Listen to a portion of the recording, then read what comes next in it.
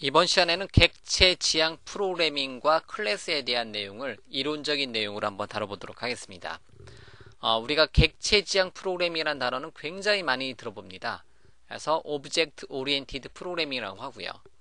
얘의 가장 큰 특징은 현실 세계예요. 현실 세계하고 프로그램 세계하고의 관계예요. 그래서 현실 세계를 모델링이라는 과정, 추상화라는 과정을 거쳐서 어떤 프로그램 코드로 프로그래밍화한 거를 OOP, 오브젝트 오리엔티드 프로그래밍이라고 합니다. 그래서 이제 오브젝트 오리엔티드 프로그램 같은 경우는 줄여서 이제 일반적으로 OOP라고 일반적으로 발음한다는 거죠. 가장 큰 특징은 현실 세계를 모델링한다는 거예요. 현실 세계를 뭐해서 모델링. 어떻게 보면 모델링이라는 단어 같은 경우는 현실 세계를 어떤 이제 또 다른 말로 추상화라는 단어를 많이 써요. 추상화 해가지고 그거를 프로그램 코드로 프로그래밍화 한 거를 일반적으로 뭐라고 한다? 객체 지향 프로그래밍 언어로 한다.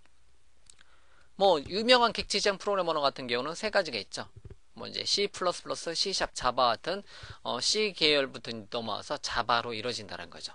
그래서 가까이 이제 언어마다 거의 특징적인 내용들이 있는데 어떤 의미적인 거는 다 동일해요. C++건 C#이건 자바건.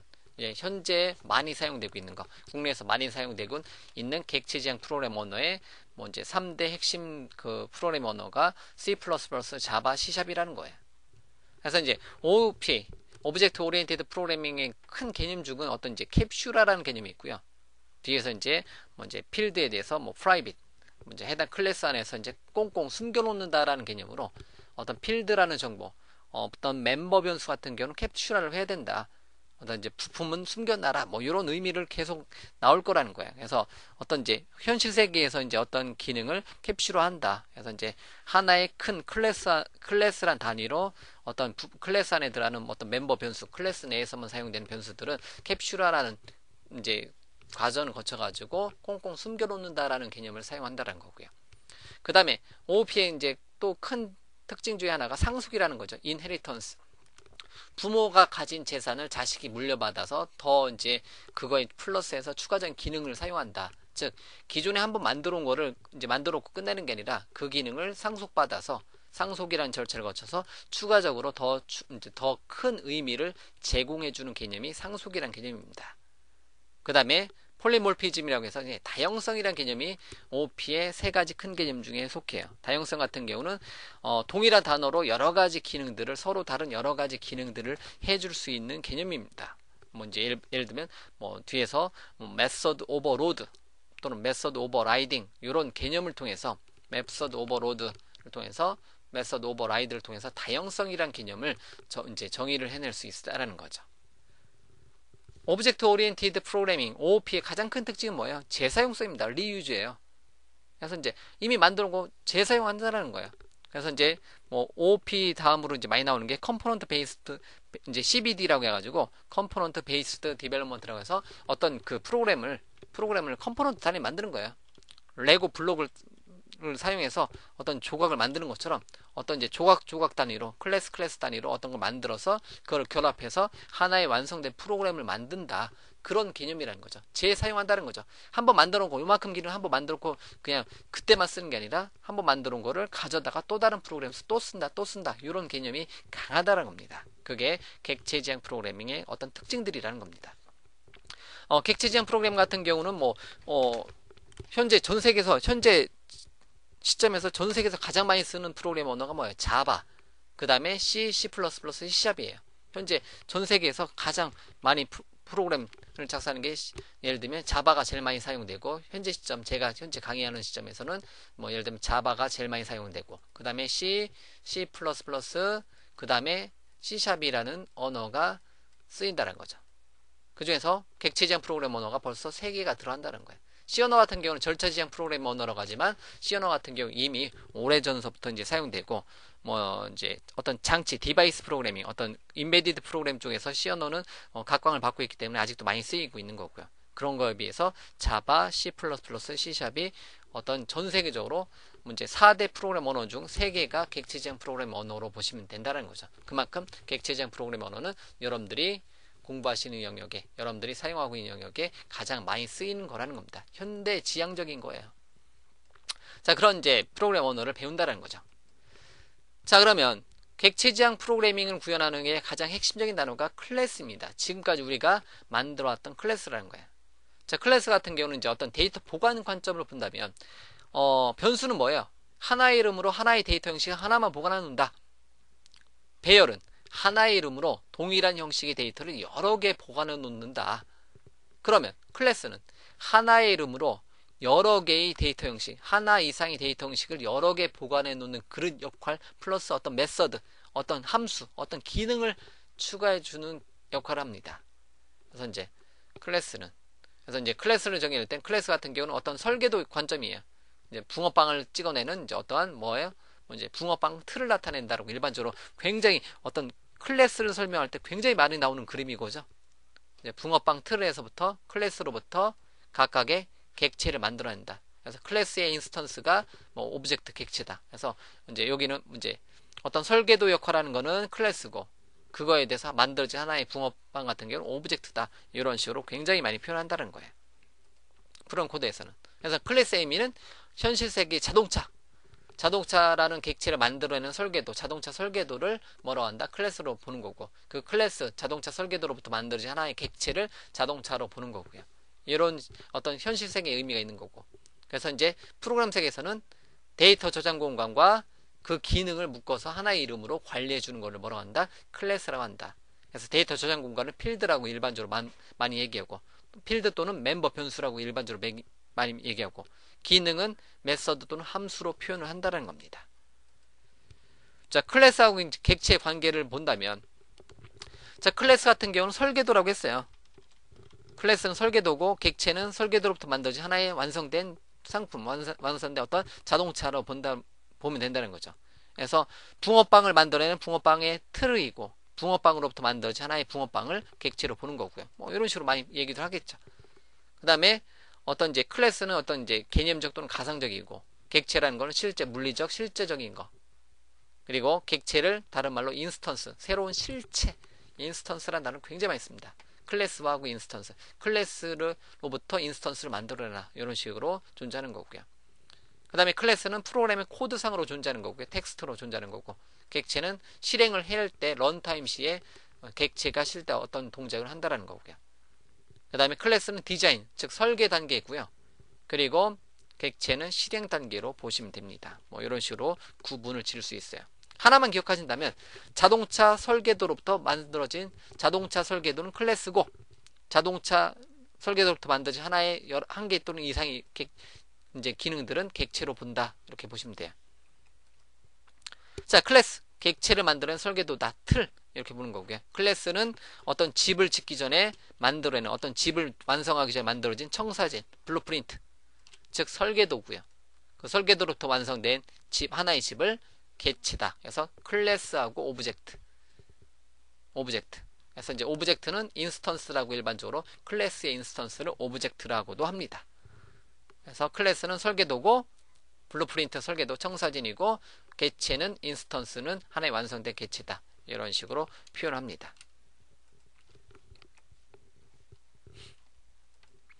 자, 클래스에 대해서 똑같은 내용은 계속 반복해서 말씀드리는데요. 자, 클래스 같은 경우는 데이터와 맵서드, 데이터하고 기능을 결합하는 겁니다. 그래서 이제 데이터라는 거는 좀 전에 나왔던 어떤 단어, 이제 멤버가 되는 변수, 멤버 변수, 또는 얘를 다른 말로 필드라고 하고, 메서드, 어떤 기능, 얘는 뭐 함수가 되겠죠. 메서드가 되겠죠. 이거를 결합해서 하나의 이름으로 관리해 주는 거를 클래스로 한다. 자, 클래스 같은 경우는 접근 권한에 대한 어떤 통제 기능이 있어요. 그래서 이제 메서드는 퍼블릭이란 접두, 어떤 이제 키워드를 붙여가지고, 제가 접근 한정자라고 발음하는데 퍼블릭이라는 키워드를 붙여가지고 외부로부터 접근이, 클래스 외부로부터 접근이 가능하게 해줄 수도 있고요. 이런 내용에 대해서 다 우리가 코드로 살펴봐야 되겠죠. 뒤에서. 자, 데이터는 뭐 이제 데이터 멤버는 프라이빗 또는 이제 데이터도 퍼블릭을 해줄 수도 있겠지만, 데이터 이제 멤버 필드 같은 경우는 주로 프라이빗으로 지정을 해주는 거, 꽁꽁 숨긴다, 인캡슐레이션 해주는 게 좋습니다. 그래서 내부에서만 접근 가능하게 하고 바깥에서 접근하는 것은 메서드를 통해서 접근하는 것을 권장한다는 거죠. 이런 어떤 접근 권한에 대한 통제를 지켜주는 게, 우리가 메인 함수에서는 앞에 뭐가 붙어요? 퍼블릭이라는 어떤 이제 값이 붙죠. 퍼블릭, 또는 void 뭐 이런 단어 붙잖아요. 그때 public이라는 단어 붙는 거는 어디에서든 실행할 수 있게 해주는 개념이고요. 이러한 접근 한정자는 public, protected, internal, private, 뭐 final 등등등 어떤 단어들이 있을 수 있습니다. 이거는 이제 C++라든가 C샵이라든가 자바에서 조금씩 달라요. 이제 이런 거에 대해서 여러분들이 기억을 해두시면 돼요. 가장 완벽한 거는 퍼블릭은 모두 다 접근, 프라이빗은 해당 클래스 내에서만 접근. 이 두 가지를 기준으로 삼아서 추가적으로 프로텍티드가 뭐냐, 나머지가 뭐냐에 대해서 살펴보시면 됩니다. 자, 클래스를 사용하는 목적 중에 하나는 상속의 관계예요. 그래서 이제 상속은 이제 클래스들 간의 이제 관계이고, 상속을 통해서 부모하고 자식, 이제 어떤 클래스는 부모 역할을 해주는 게 있고, 어떤 클래스는 자식 역할을 해주는 클래스를 만들어 줄 수 있습니다. 어떤 관계를 설정해 줄 수 있습니다. 그리고 나서 상속은 재사용성이 크기 때문에 기존의 클래스를 상속받아서 새로운 클래스를 만들어 줄 수 있습니다. 그리고 상속이란 관념은 단일 상속이 기준이 돼 다중 상속도 가능합니다. 예를 들면 C++는 다중 상속이 가능하지만 C샵과 자바는 다중 상속이 불가능해요. 다만 C샵과 자바는 인터페이스를 통해서 다중 상속을 이제 다중 상속에 대한 기능을 사용할 수는 있습니다. 그래서 이제 클래스 중에서 특정한 어떤 이제 프로토타입, 이제 어떠한 메서드 명칭, 프로토타입이라고 해야 되나요? 이제 그런 거, 프로토타입만 갖고 있는 기능을 인터페이스라고 해요. 단지 오퍼레이션만으로 구성되어 있는 거, 어떤 기능을 실제 구현하지 않고, 실제 구현을 가지지 않고요. 어떤 구현에 대한 명칭, 설계 개념, 클래스를 설계하는 설계도 역할, 클래스가 설계도라면 그 설계도 자체를 설계하는 역할을 해주는 게 인터페이스로 보시면 돼요. 그래서 이제 인터페이스가 가장 큰 설계도 표준으로 보는 거고, 그 인터페이스를 상속받아서 특정 클래스를 만드는 거고, 그 클래스의 인스턴스를 생성해서 어떤 객체들을 만들어가는 과정이 객체지향 프로그래밍 언어의 어떤 단계로 보시면 된다는 겁니다. 그래서 이제 클래스를 하나 만들었으면 클래스를 통해서 객체를 생성할 수가 있습니다. 객체를 생성하는 단계는 첫 번째로 메모리를 할당하는 거고요. 그러면 뉴라는 이름의 참조 연산자를 사용해서 힙 메모리, 여러분 컴퓨터의 힙 메모리 영역에 뉴라는 키워드를 사용해서 이제 무엇인가를 만들어냅니다. 그래서 이제 그러고 나서 생성자를 통해서 객체를 초기화시켜 줄 수 있고요. 근데 일반적으로 이제 어떤 데이트 클래스가 있으면 데이트 클래스의 인스턴스인 when은 new date 가로 열고 닫고 이런 식으로 어떤 객체를 통한 생성자를 이제 객체의 인스턴스를 만드는 과정, 이런 식으로 많이 표현합니다. 그래서 얘는 클래스고, 데이트라는 이름이 클래스고, when이라는 이름의 저는 이제 발음할 때 객체겠죠. 객체겠죠. 오브젝트가.